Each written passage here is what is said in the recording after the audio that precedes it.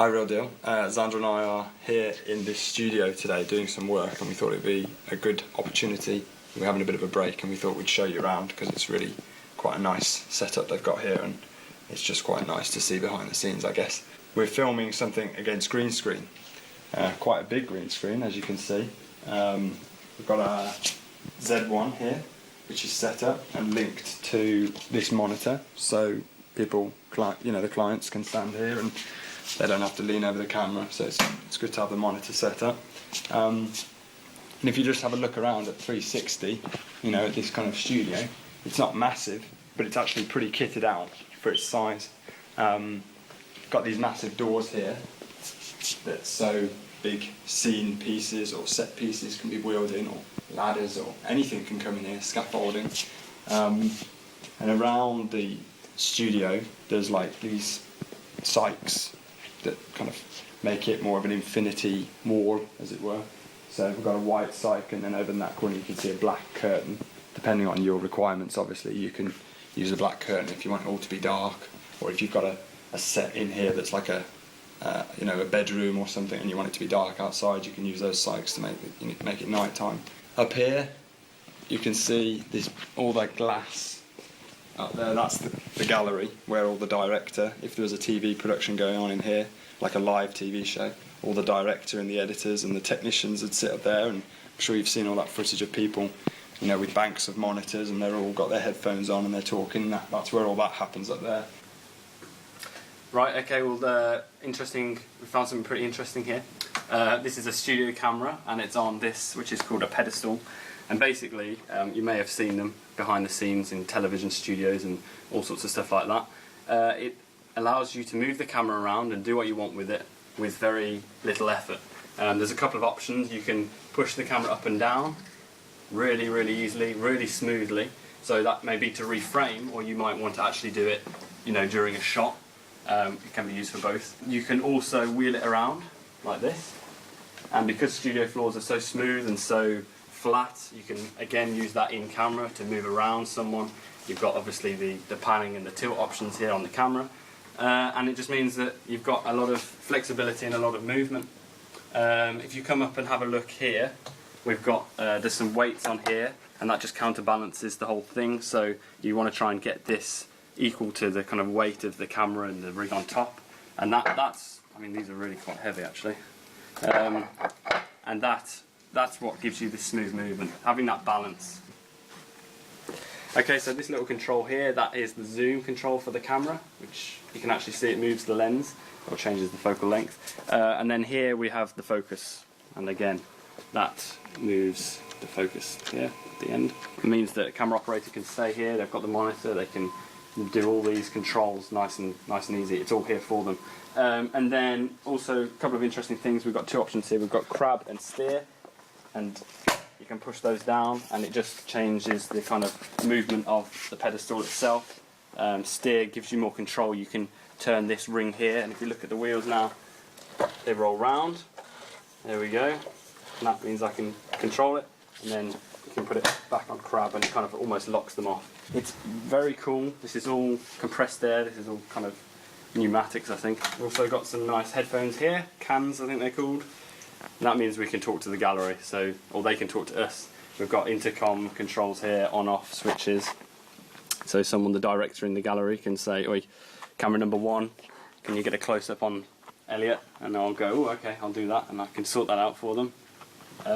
But yeah, just thought it might be interesting to check it out.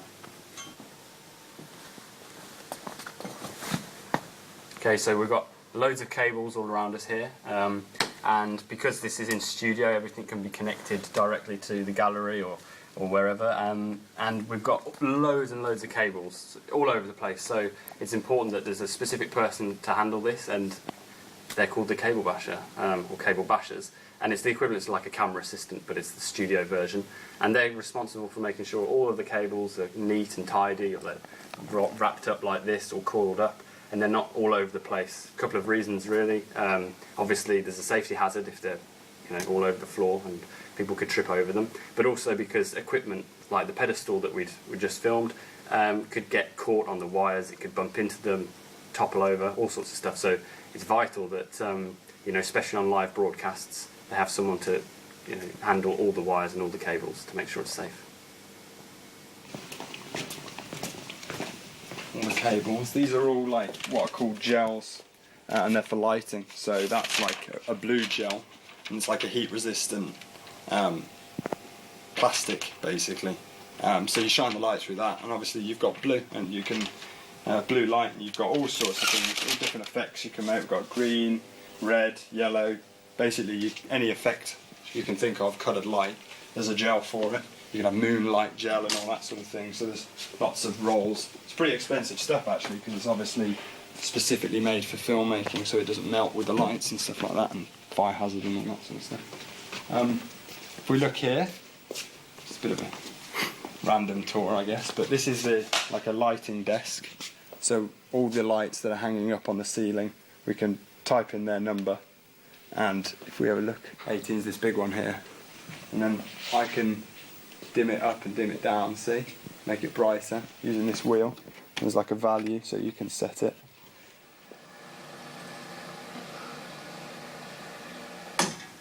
This is a 1 kilowatt pup, known as a pup light.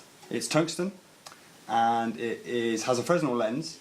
Don't know whether you can see that in there, which is a bit like lighthouse technology, similar sort of lens that a lighthouse light has, and it means that you can focus the light. We can do all sorts of things with this lens. There's this light, we can tilt it up and down, and we can move it left to right using the kind of twizzly things on the side here. But these are called barn doors. You probably recognise these, and these are help you kind of barn door and flag off the light so you can control it. Interestingly, also another factoid, these are called barn doors because in the early days of filmmaking they used to shoot films in barns, and when they wanted more light they'd open the barn doors to let the daylight in. All the lights are on like these poles, which I'm sure you can see up here, and you can bring the lights down to your level. You can change the lights, you can put new lights on the pole or whatever, and you can basically set it to how you want it for your specific requirements, and then once you're happy you can raise it up into the grid. So up we go.